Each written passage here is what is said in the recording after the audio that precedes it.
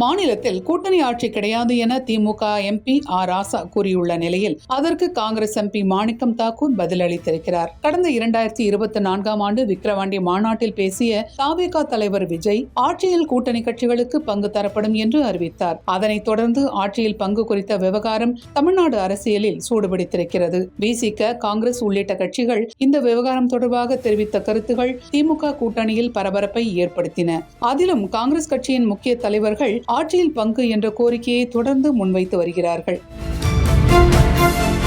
அக்கட்சியின் மாநில தலைவர் செல்வ பெருந்தகை, மேலிட பொறுப்பாளர் கிரிஷ் சுடாங்கர், ஜோதிமணி எம்பி, திருச்சி வேலுச்சாமி ஆகியோர் இதுகுறித்து வெளிப்படையாகவே பேசி வருகிறார்கள். ஆனால் இதற்கு திமுகவின் முக்கிய தலைவர்கள் தொடர்ந்து மறுப்பு தெரிவித்தே வருகிறார்கள். அந்த வகையில் நிகழ்ச்சி ஒன்றில் பேசிய திமுக துணை பொதுச் செயலாளரும் எம்பியுமான ஆர் ராசா, மத்தியில் கூட்டாட்சி, மாநிலத்தில் சுயாட்சி என்பதே திமுகவின் கொள்கை என்று கூறியதோடு மாநிலத்தில் கூட்டணி ஆட்சி இருக்கக்கூடாது என்றும் குறிப்பிட்டார். அவரின் இந்த கருத்து இணையத்தில் வைரலாகி வருகிறது.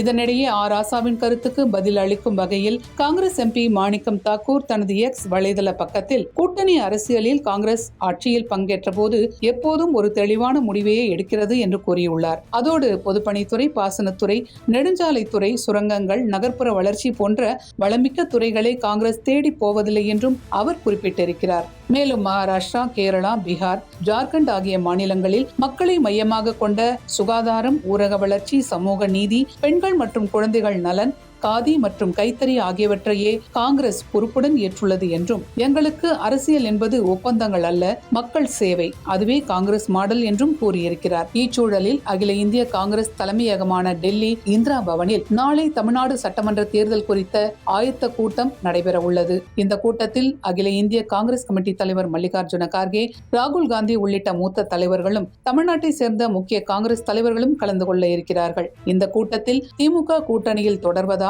அல்லது தவிகவுடன் கூட்டணி அமைப்பதா என்பது குறித்த முக்கிய முடிவுகள் எடுக்கப்படும் என்று தகவல்கள் தெரிவிக்கின்றன. மேலும் கூட்டணி ஆட்சி தொடர்பாகவும் விவாதிக்கப்பட உள்ளது. இதன் காரணமாக இந்த கூட்டம் எதிர்பார்ப்பை ஏற்படுத்தியிருக்கிறது.